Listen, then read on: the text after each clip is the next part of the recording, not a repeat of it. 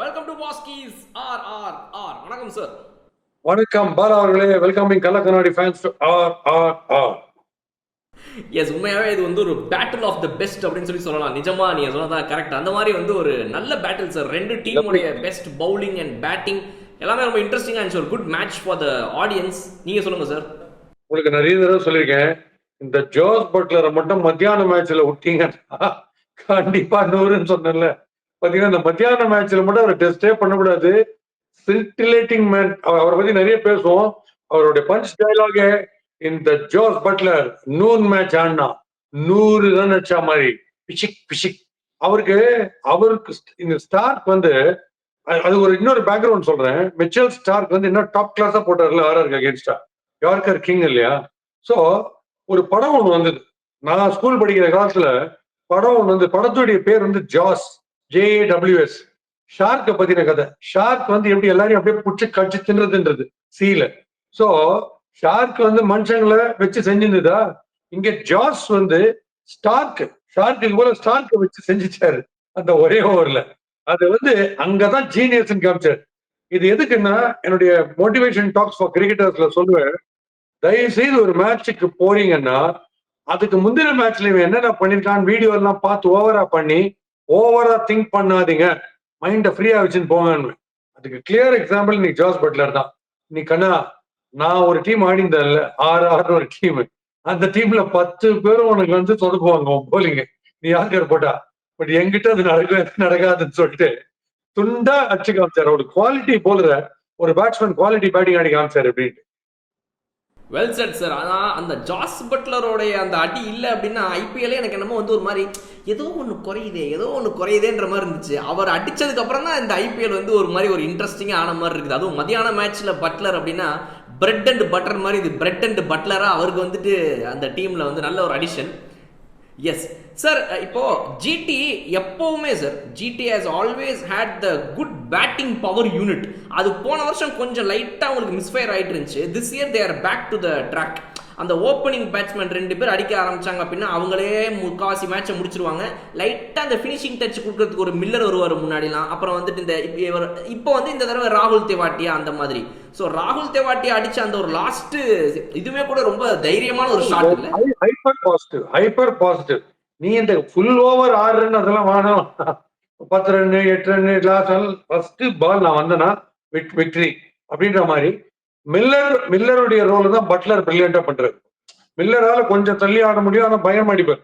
அதை பட்லர் பியூட்டிஃபுல்லா பண்றாரு. ரொம்ப காஸ்ட்லி லேப்ஸ் வந்து ஆர்ஆர் பட்லர் அவுட். ஏன்னா கம்ப்ளீட் சோலோ என்கிட்ட விட்டியானா நான் அவுட் ஆகிற வரைக்கும் கண்டிப்பா நீ ஹோப்பே விடவானான்ற மாதிரி ஒரு கிரிக்கெட்டர்.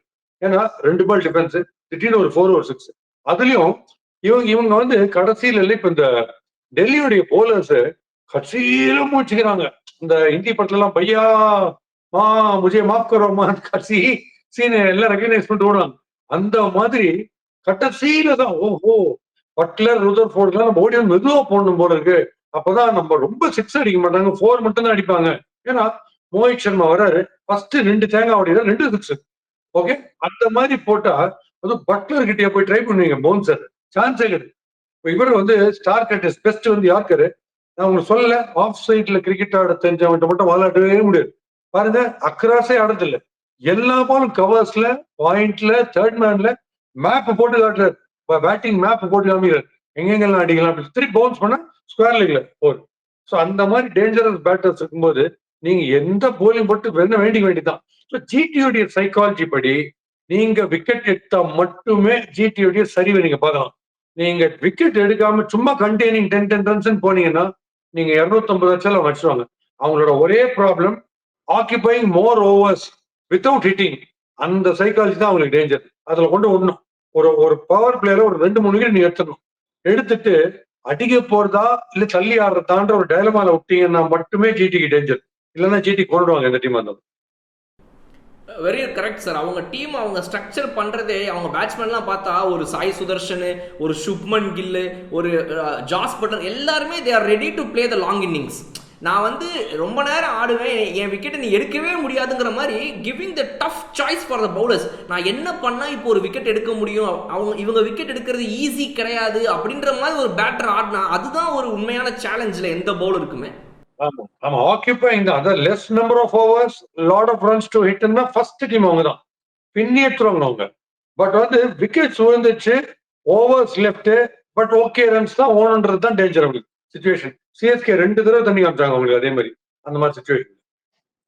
சார் இன்னைக்கு டிசியோட பேட்டிங் வந்துமே நம்ம வந்து எந்த ஒரு கிரெடிட்டுமே எடுக்க முடியாது. அவ்வளோ சூப்பர்பான பேட்டிங் பண்ணாங்க. பாசிட்டிவ் கிரிக்கெட் நீங்க வந்துட்டு எப்படி ராகுல் தெவாட்டியா வந்த உடனே அடிச்சாருன்னு சொன்னீங்களோ அதே பாசிட்டிவ் கிரிக்கெட்டை இன்னைக்கு டிசி கிட்ட பார்த்தோம். அதோடைய ஸ்டார்ட் ஆஃப் பார்த்தீங்க அப்படின்னா தேர் ஓப்பனிங் பேர் தே சேஞ்ச் டப்புன்னு திடீர்னு அபிஷேக் போரேல் அண்ட் கருண் நாயர் அப்படின்ற ஒரு பார்ட்னர்ஷிப் இந்த ஜேக் ஃப்ரேசர் மெக்கருக்கு வேலைக்காகல அப்படின்னு சொல்லி உடனடியாக அந்த ஸ்வாப்பு அந்த ஸ்னாப்பு அந்த சேஞ்சுக்கு ரெடி, அந்த டீம் பிளேயர்ஸும் அந்த சேஞ்சுக்கு உடனடியாக அடாப்ட் பண்ணிக்கிட்டதுங்கிறது வந்து it's brilliant to watch sir. ஆமா அதான் உங்களுக்கு சொன்னேன், 2 ஓப்பனிங் பேட்ஸ்மேன் வருவாங்க real fiery, they can attack fierily against fast balls இருப்பாங்க. பார்த்தா 2 ஸ்பின்னர் வருவாங்க. அதை யாரு கான்கர் பண்றான்றது இப்ப எந்த டவுன்ல வேணா என்ன வேணா ஆடுறதுக்கு ரெடியா இருக்கணும்ன்றேன். அதனாலதான் சொல்றேன் 1 to 6 ஓவர் இவர் வந்தாருன்னா இவர் போடணும். அந்த ஈக்குவேஷனே வேணும். 20 ஓவர்ஸ்ல நீங்க எல்லாமே பண்ணி ஆகணும். இது வந்து எக்ஸப்ஷனே கிடையாது. ஸோ அந்த மாதிரி இருக்கிறதுல போரேல் அண்ட் கருணார் பிரில்லியன்ட் ஆனார். ரொம்ப பியூட்டிஃபுல் அடிக்கிறார். சிக்ஸஸ்ல என்ன ஒரு பட்டிதார் ஆர்சிபிக்கு எப்படி அடிக்கிறாரு அந்த மாதிரி அடிக்கிறார். டாப் கிளாஸ் அடிக்கிறார். பட் அந்த அப்பர் கட் பாத்தீங்களா அதை நீங்க மாட்டினார். உங்களுக்கு சொல்ல அந்த ஃபீல்டரை கரெக்டா நம்ம ஞாபகம் வச்சுக்கணும். இந்த அப்பர் கட் வந்து ஃபீல்டு தேர்ட் மேன்ல இருக்காரா இல்ல ஃபுல் ஜெனுவின் ஸ்கொயர் கட்டி டீப் பாயிண்ட்ல இருக்காரா மைண்ட்ல வச்சிருந்து ஆடணும். அப்படின்னு கரெக்டா போச்சு பாருங்க.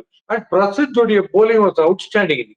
பிரசித்தோடைய bowling top class. 4 overs penetration and economy ரொம்ப பியூட்டிஃபுல்லா போட்டார். பிரசித்தி பெற்ற போலர் ஆயிட்டார் நீங்க அவங்க டீமுக்கு. சார் அபிஷேக் போரேல் நம்ம போன மேட்ச்லாம் பேசணும். என்ன இந்த சாய் சுதர்ஷன் அபிஷேக் போரேல் லெஃப்ட் ஹேண்டர்ஸ், இந்த லீன் டால் லெஃப்ட் ஹேண்டர்ஸ்க்கு என்ன பிரச்சனை, ஏன் பொறுமையாக ஆடுறாங்க? அந்த ஒரு பவர் ஹிட்டிங் இல்லைனாலும் பரவாயில்ல, கொஞ்சம் கன்வர்ஷன் இருக்கலாமே நம்ம பேசணும். பட் அந்த டீமோட மெசேஜை வந்து இன்னைக்கு அபிஷேக் போரேல் ரொம்ப அழகாக வாங்கியிருக்காரு. டீம் கூப்பிட்டு சொல்லிட்டாங்க, அப்பா நீ ரொம்ப ஸ்லோவாக ஆடுற, அடிச்சாடு அப்படின்னு சொன்னதை உடனடியாக உள்வாங்கி பவர் பிளேவை இன்னைக்கு வந்து கான்கோர் பண்ணார் அபிஷேக் போரேல். அழகாக டைம் பண்ணி பவுண்டரிஸ் ஆடினது. எனக்கு அதில் ஒரு என்ன டவுட்னா, ஒரு பார்ட்னரை வந்து நீங்க சேஞ்ச் பண்றதுங்கிறது ஒரு ஓப்பனர் பேட்டருக்கு வந்து ஒரு மைண்ட் செட்டே சேஞ்ச் பண்ணுமா சார்? இப்போ நான் வந்து ஓகே ஃப்ரேசர் மெக் வந்து அடிச்சடிச்சு ஆடுவார், நான் தள்ளி ஆடலான்ற மைண்ட் செட்ல இருந்தேன். இப்போ கருண் நாயர் உள்ள வந்துட்டாரு, பார்ட்னர் சேஞ்ச், விஷயத்தையும் மாத்த சொல்லிட்டாங்க டீம்லங்கிறது வந்து சைக்காலஜிக்கலி வில் தட் சேஞ்ச் அந்த மைண்ட் செட் பிளேயருக்கு? T20ல ஷார்பஸ்ட் மைண்டோட தான் நீங்க வரணும். T20ல உங்களுக்கு அப்சல்யூட் ஃபிளெக்சிபிலிட்டியோட உள்ள வரணும். உங்ககிட்ட திடீர்னு பால் கொடுப்பாங்க, இந்த ஓவரை போடுன்னுவாங்க, திடீர்னு க்ளோஸ்ல நிக்க பக்கத்துல நிக்க வைப்பாங்க, திடீர்னு ஃபென்ஸ்ல நிக்க வைப்பாங்க. அதான் சொன்னேன், மோஸ்ட் எக்யூப்டா இருக்கணும், ஹைலி காம்படிட்டிவ். நீங்க இதுதான் நான் பண்ணுவேன் இதுதான் அவனு கிடையவே கிடையாது. இப்ப திடீர்னு 3 விக்கெட்ஸ் விழுந்தது, முதல் 3 பால் ஹேட்ரிக் விழுந்துச்சு விக்கெட்னா நம்பர் 5 ஓப்பனிங் பேட்டர் ஆயிடுறாரு.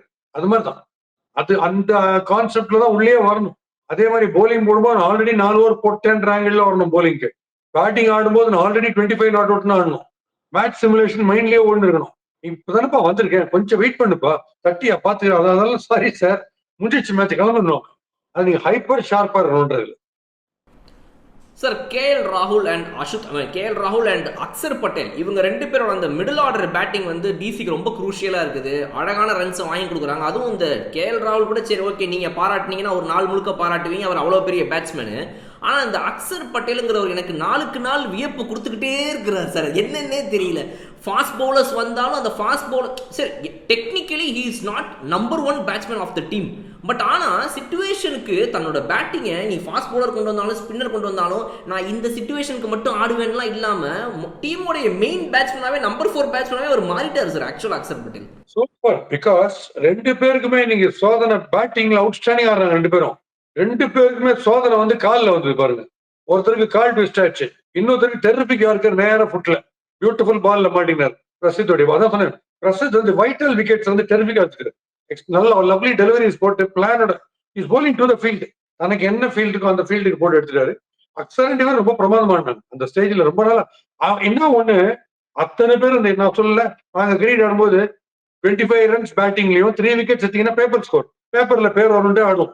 அந்த மாதிரி பேப்பர் ஸ்கோர் ஆட்டாங்க எல்லாரும் 30-30-30-30. அஷுட்டோஷ் நான் உங்களுக்கு சொல்ல, அஷுட்டோஷ் வந்து என்ன ஒரு பிரில்லியன்ஸ் இருக்குன்னா வர்சடைலிட்டி, ரியல் பவர். பட் யார்கிங் லெங்க்ல போட்டா டிக் பண்ணி அதையும் அடிக்க தெரியுது ரொம்ப பிரில்லியண்டா. ஸோ பிளைண்டா அடிக்கிறது இல்லை. அவருடைய கேமியோ இந்த எண்ட் வந்து எக்ஸ்ட்ரா கிடையாது. அவரும் சூப்பரா கேம் ஆடினார். ஸோ அவங்க நல்ல அவங்க பேட்டிங் பொறுத்த ஒன்றும் பிரச்சனையே கிடையாது. போலிங்ல நீங்க அவங்களுடைய அப்ரோச்ல அங்க பட்லர் கிட்ட மாட்டீங்கன்னா நீங்க ஒண்ணுமே பண்ண முடியாது. பஸ் நீங்க பட்லர் ஒரே ஒரு சான்ஸ், 2 சான்ஸ் இருக்கு பட்லர். ஹர்திக் பாண்டியா மாதிரி அந்த சீம்ல போட்டு அந்த கட்டு பேக் ஃபுட்ல இருந்து கொஞ்சம் அவே ஃப்ரம் த பாடி ஒரு கட்டு ஆடுவார். அதுல ஷார்ட் தேர்ட் மேல 2-3 வாட்டி அவுட் ஆகி நான் பார்த்திருக்கேன். அது ஒண்ணு. பட் மாட்டிக்கிச்சுன்னா எல்லாமே பேக் ஃபுட்லயும் கவர்ஸ்ல 4 போயினே இருக்கும். ஸோ அங்க ஒரு சான்ஸ் இருக்கு. தடன்னு ஸ்டம்ப் விட்டுட்டு போய் ஒரு ஸ்கூப் ஒன்று ஆடுவார். அதுல போல்ட் ஆகிறதுக்கு சான்ஸ் இருக்கு. இது 2 தான். இந்த 2 நடக்கலன்னு நீங்க தெய்வத்தை வேண்டிக்க வேண்டியதுதான். அவர் அது ஃபுல் ஃப்ளோல வந்துட்டார். இத்தனைக்கும் அவருக்கு தைஸோ ஏதோ ஹாம்ஸ்ட்ரிங்கோ ஏதோ ஒரு ப்ராப்ளம் இருக்கு, பேக் ப்ராப்ளம் இருக்கு. அதுல அந்த ப்ரொஃபஷனலிசம் அதுதான். ஐ ஆம் கமிட்டட். இந்த கடைசி ரன் வர வரைக்கும் நீங்க ஒண்ணுமே பண்ண முடியாதுன்னு ஒரு கிரிக்கெட் ஆடுறாங்க பாத்தீங்களா? அதெல்லாம் பார்த்து கத்துக்கணும். ஒரு சேஸுக்கு ஒருத்தர் மாஸ்டர் மைண்ட் பண்ணாருன்னா அந்த சேஸ் எப்படி இருக்கும்? சாய் சுதர்சன் அவுட் ஆயிட்டாரு. அவர் தான் ஆக்சுவலா இந்த மாதிரி ரோல் பண்ணணும். அவர் நல்லா கரெக்டா வேஸ்டே பண்ணாரு, பியூட்டிஃபுல் ஆடிட்டு போயிட்டாரு. அதுக்கப்புறம் நம்ம எடுத்துன்னு போகணும். 200 ரன் வரைக்கும் எடுத்துன்னு போகணும். ரன்ஸ் அடிச்சுனே இருக்கணும், அவுட் ஆகக்கூடாது, கேர்ஃபுல்லா ஆடணும், கேப்ஸ் பார்க்கணும். ஸோ அந்த கம்ப்ளீட் ஃபீல்ட் மேப்பை மைண்ட்ல வச்சு ஒரு கிரிக்கெட் ஒன்று இருக்குல்ல, அங்க வந்து அத்தனை யங்ஸ்டர்ஸும் காலில் ஊந்தணும் ஜோஸ் பட்லர். ஆனா நீங்க சொன்னீங்க நடுவுல அது வந்து ஜோஸ் பட்லர் அவுட் ஆக்கணும்னா தெய்வத்தை தான் வேண்டிக்கணும்னு. பட் இன்னொன்னு என்னன்னா, மிச்சல் ஸ்டார்க்கு நல்லா போடணும்னா டிசி வந்து தெய்வத்தை வேண்டுதோ இல்லையோ உங்களை அமைதியா இருக்க சொல்லணும் சார். நீங்க தேவையில்லாம வந்து ஒரு நாள் இந்த மிச்சல் ஸ்டார்க்கு அதிசயமா அபூர்வமா நீங்க பாராட்டவே மாட்டீங்க அவரை. சம்பந்தமே இல்லாம ஒரு நாள் வாடா மிச்சல் ஸ்டார்க் எல்லாருக்கும் முன்னாடி அதுவும் முந்திக்கிட்டு முதல்ல நீங்க தான் பாராட்டினீங்க. அதுக்கு அடுத்த நாள் சாயந்தரம் தான் எல்லாரும் ஆமா ஆமா ஆக்சுவலா மிச்சல் ஸ்டார்க் பவுல்டு எஸ்டர்டே வெல்லுன்றாங்க. நீங்க அவசரப்பட்டு அவரை நல்லா அழகா பாராட்டிடுறீங்க. இன்னைக்கு பாருங்க ஜாஸ் பட்லர் கிட்ட 4 பவுண்டரி ஒரே மாதிரி ஃபுல் லென்த்ல போட்டு போட்டு வாங்குறாரு, மாத்தவே மாட்டேங்கிறாரு. That's an example, I tell you, அது கிளியர் எக்ஸாம்பிள். நான் சிஎஸ்கேக்கு ஒரு விஷயம் ஒன்று சொல்ல தெரியுமா? அவங்க நல்லா தான் போடுவாங்க. நம்ம அதோட பெட்டர் ஆகணும், நம்ம காங்கர் பண்ணணும், நம்ம அவுட் ஸ்மார்ட் பண்ணணும்னு சொல்றேன்ல, அதை தான் ஜார்ஜ் பட்லர் பண்ணி காமிச்சான்றேன். அவருக்கும் தெரியும் இவர் கடைசியா அந்த மேட்ச் யாருக்கா ஸ்டெரிபிக்கா போட்டிருக்காரு. மேட்ச் அவர் தான் ஹீரோவே. மேட்ச் அவங்க ஜெயிச்சதுக்குன்றதை காமிச்சிட்டாரு. ஆர்ஆர் அகேன்ஸ்டா அவங்க ஜெயிச்சதுக்கு காரணமே நம்ம மிச்சல் ஸ்டார்க் தெரியும் இருக்கு. பட் இன்னைக்கு இவருடைய பேட்டிங் சுப்ரமசி எந்த லெவல்ல இருக்குன்னா, நீ யாருக்கார ஸ்லைஸ் பண்ணி கேப் செலக்ஷன் இருக்கு. ஏன்னா அவ்வளவு கிளியரா இருக்கு, விவிடா இருக்கு அவருக்கு அந்த அந்த ஃபீல்டோட மேப். ஸோ அது நம்ம வந்து தி பெஸ்ட் போலர் கூட பெட்டர் பேட்டர் கிட்ட மாட்டும் போது ஒன்றும் பிரச்சனை முடியாது. அதே மாதிரி தான் பெஸ்டஸ்ட் பேட்டரும் அவரோட கொஞ்சம் அவுட் ஸ்மார்ட் பண்ற போலர் மாட்டினா டேஞ்சர். அது அந்த ஹையஸ்ட் குவாலிட்டி அந்த ஓவர்ல நீங்க பார்க்கலாம். இத்தனைக்கு ஸ்டார்க் மேல மிஸ்டேக் இல்ல, fantastic yorkers.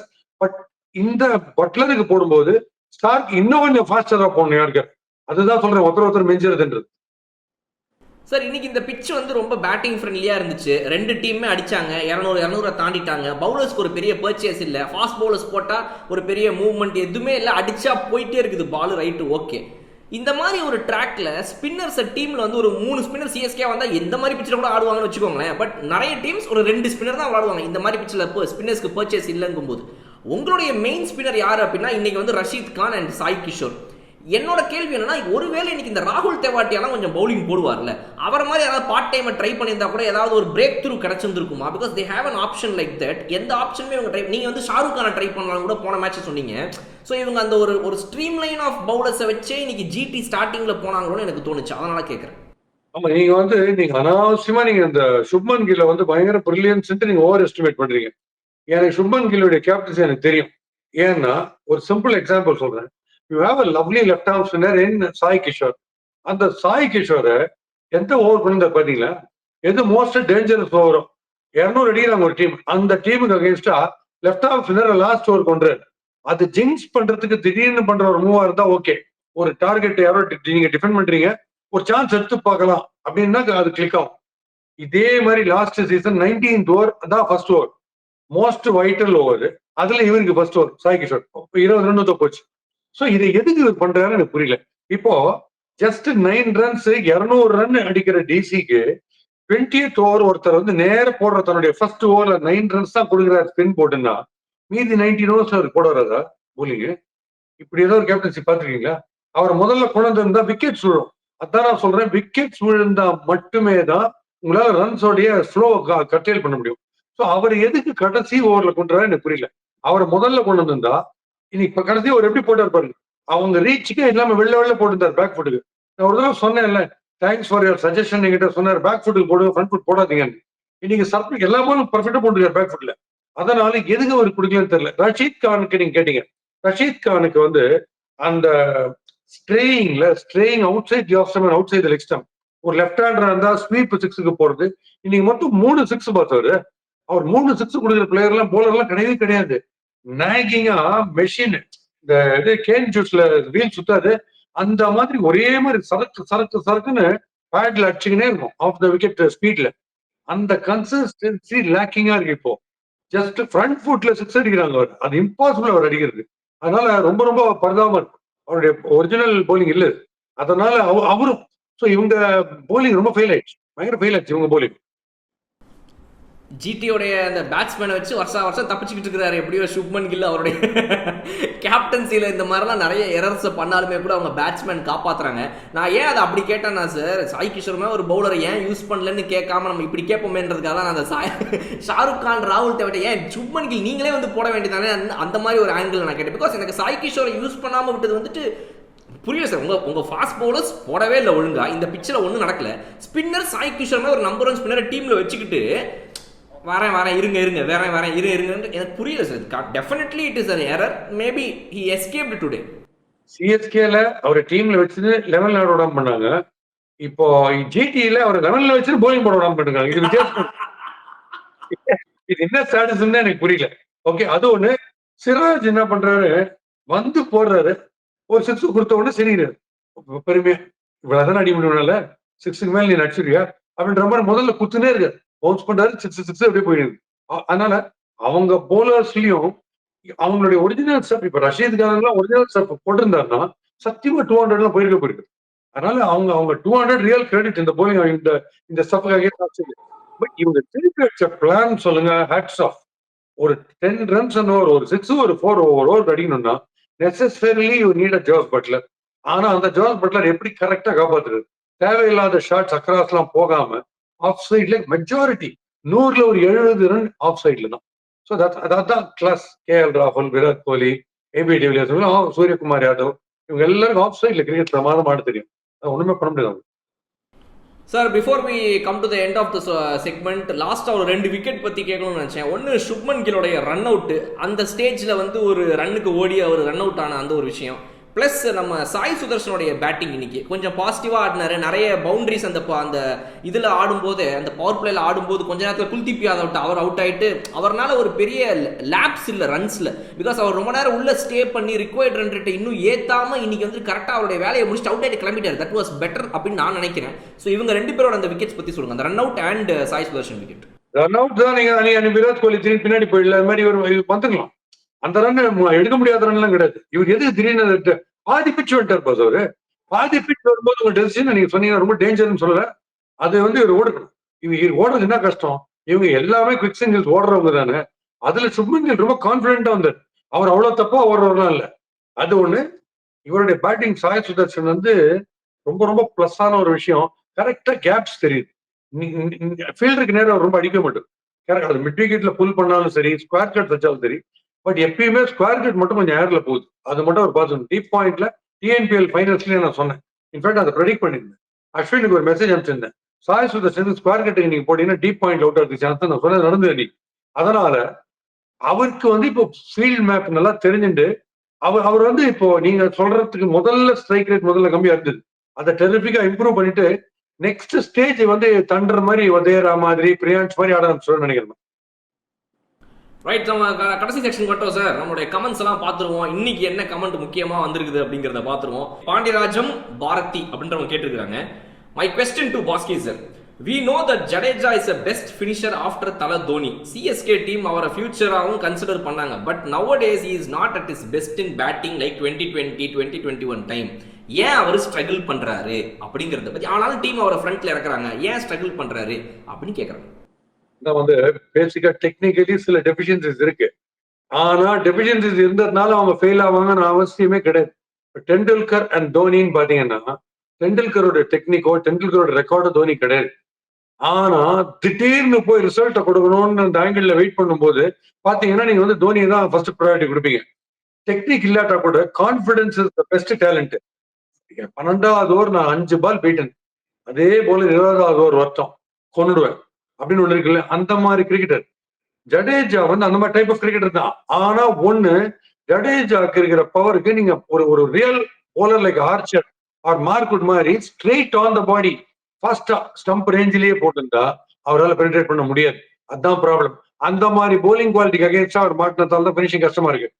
But Mohit Sharma வச்சார் பாருங்க அந்த 2 இயர்ஸ் பேக் அந்த ஃபைனல்ஸ்ல. அங்க 4 பால் கண்டெயின் பண்ணிட்டு 5வது பால் காதுல ஓதினாங்க. ஒரு 10 மந்திரம் ஓதினாங்க. இப்படி போட டவுன் த லெக் சைட் போற பால் அடிச்சுவார் கரெக்டா. வைட் ஆஃப் த ஸ்டம்ப்ஸ் போடுற பால் அடிப்பார். பேக் ஃபுட்ல ஸ்டம்புக்கு நேரம் நீங்க போட்டீங்கன்னா தூபைக்கு இருக்கிற அதே பிரச்சனை. தூபையோட கொஞ்சம் குவிக்கரா வருவாரே தவிர அவருக்கு அந்த ப்ராப்ளம் இருக்கு. அவரால் அப்படி அடிக்க முடியாது. ஸ்பின்னர்ஸ் அடிப்பார். ஃபாஸ்ட் போலிங்க நீங்க பேக் ஃபுட்ல அடிக்கணும்னா இன்னைக்கு ரூதர் ஃபோர்ட் அடிக்கிற மாதிரி அடிக்கணும். ரூதர் ஃபோர்ட் அடிக்கிற மாதிரி, நேத்தி வதேரா அடிக்கிற மாதிரி, அந்த மாதிரி பிரச்சனைகள் அவருக்கு இருக்கு. அதுதான் மாட்டேங்கிறார். ஹையர் குவாலிட்டி ஆஃப் போலிங் கொஞ்சம் ஏமாத்தாலும் அடிச்சுவார். அந்த அக்சர் பட்டேல் சாரி நம்ம ஹர்ஷல் பட்டேல் ஓடி ஓடி வந்து ஒரே மாதிரி கீ கொடுத்த பொம்மை மாதிரி போட்டுனே இருந்தார் பாருங்க. 5 பால் 6 சிக்ஸ் அடிப்பார் அந்த மாதிரி போட்டா. நான் எந்த விதத்துலயும் கிரெடிட் எடுக்கல. பட் குவாலிட்டி கொஞ்சம் சுப்பீரியர் ஆச்சுன்னா இவருக்கு பெனிட்ரேட் பண்றது கஷ்டம் ஜடேஜா. ஓகே சார், நேற்று வீடியோவில் நீங்கள் சொன்ன நிறைய பாயிண்ட்ஸில் விட ரொம்ப முக்கியமான ஒரு பாயிண்ட் மக்கள் எல்லாம் பாயிண்ட் பண்ணி ரொம்ப சூப்பராக இருக்குது அப்படின்னு கமெண்ட்ஸ்லாம் சொல்லியிருந்தாங்க. Carrom theory. நீங்க சொன்ன கேரம் தியரி அதான் ஒரு கேரம் போர்டை வச்சு கிரிக்கெட்டை இவ்வளவு அழகா நீங்க சொல்லலாமான்னு நிறைய பேர் தே என்ஜாய்ட் இட். இன்னொரு தியரி கூட காமன் மேன் உங்க எல்லாருக்குமே நீங்க அது உங்களுக்கு யூஸ்ஃபுல்லா இருக்கும் லைஃப்ல. என்னன்னா இந்த விக்கெட் இப்படிதான் அப்படின்ற ஒரு ஐடியால போறோம். பிளாட் விக்கெட் ரன்ஸா இருக்குன்னு போறோம்ல. அங்க போகும்போது பந்து கொஞ்சம் ஹோல்ட் ஆகி ஸ்லோவா வருதுன்னா அடுத்த பேட்டரோ இல்ல அந்த பேட்டரோ அடுத்த பால்ல இருந்து தன்னுடைய டெக்னிக்கை மாத்திக்கணும். தன்னுடைய அப்ரோச்சே மாத்திக்கணும். இது எப்படின்னா மழை காலத்துல செம்ம மழையில நீங்க வண்டி ஓட்டின்னு போகும்போது ஃப்ரண்ட்ல போற கார் தடக்குன்னு ஒரு பள்ளத்துல இறங்கும். இல்ல பைக் இறங்கும். அது உங்களுக்கு இண்டிகேஷன் இந்த பக்கம் போகாத கொஞ்சம் வேற மாதிரி போன்ட்டு. அப்ப நீங்க மாத்திப்பீங்க. ஐயோ இந்த பக்கம் நிறைய பள்ளம் இருக்கு போல. அது மாதிரி கண்டிஷன்ஸ் எப்படிங்கிறது ஒரே பால்ல டிசைட் பண்ணி நம்ம அப்ரோச்சை மாத்திக்கணும். இல்ல நான் இதே மாதிரி கிரிக்கெட் தான் ஆடுவேன்னா அது முடியாது. அதான் சொல்றேன், அட்ஜஸ்டபிலிட்டி அடாப்டபிலிட்டி டு கண்டிஷன்ஸ்.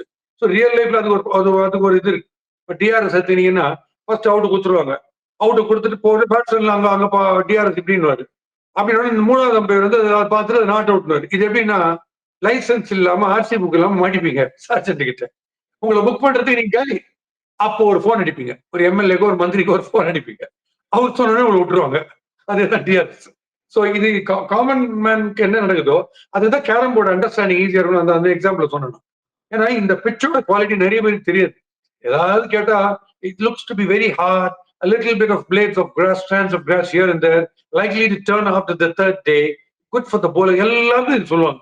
இது சொல்லாதாலே கிடையாது. என்ன ஆகுன்றது யாருக்கும் தெரியாது. ஸோ அது மாதிரி and before we wind up உங்களுக்கு ஒரு இன்ட்ரெஸ்டிங் ஜோக் ஒன்று சொல்லணும். மோஹித் சர்மா சொல்லிக்கிறார் இந்த சலைவா நாக்கில் எச்சில் வந்து பால்ல தடவறதுக்கு அலோவ் பண்றாங்களே அது ஒரு பெரிய பிளஸ். நம்ம போலர்ஸ்க்குலாம் ரொம்ப நல்ல விஷயம். போலர் மேட்சை ஜெயிச்சு கொடுக்கலாம். அப்பதான் யோசிச்சேன் சொன்னாருன்னு. இது என்ன டோர்னமெண்ட்னா நாக் அவுட். அதனால நாக்கு வெளியில வந்து ரொம்ப ரொம்ப ஐடியலா இருக்கும்னு அவர் சொல்றாரு. இப்பயே நீங்க அழகு எனக்கு புரியுது. நன்றி நன்றி சார். இன்னொன்று நல்லா இதோட இன்னும் சூப்பராக யோசிச்சுட்டு வாங்க சார். நைட்டு தூக்கத்துக்கு கரெக்டாக இருக்கும் அதை கேட்டுட்டு. Thank you so much for joining. C you இந்த ஈவினிங்ஸ் மேட்ச். அந்த மேட்ச் முடிஞ்சோடனே சூப்பர். அடுத்த மேட்ச் அப்படியே சைட்ல ஓரங்கள்ல பார்த்துதான் இருக்கேன். ரொம்ப இன்ட்ரெஸ்டிங்கா போயின்னு இருக்கு. இன்ட்ரெஸ்டிங் ஃபேக்ட்ஸ் அண்ட் ஃபன்னோட நம்ம மறுபடியும் சந்திக்கிறோம் நைட்டு ஆன் RRR.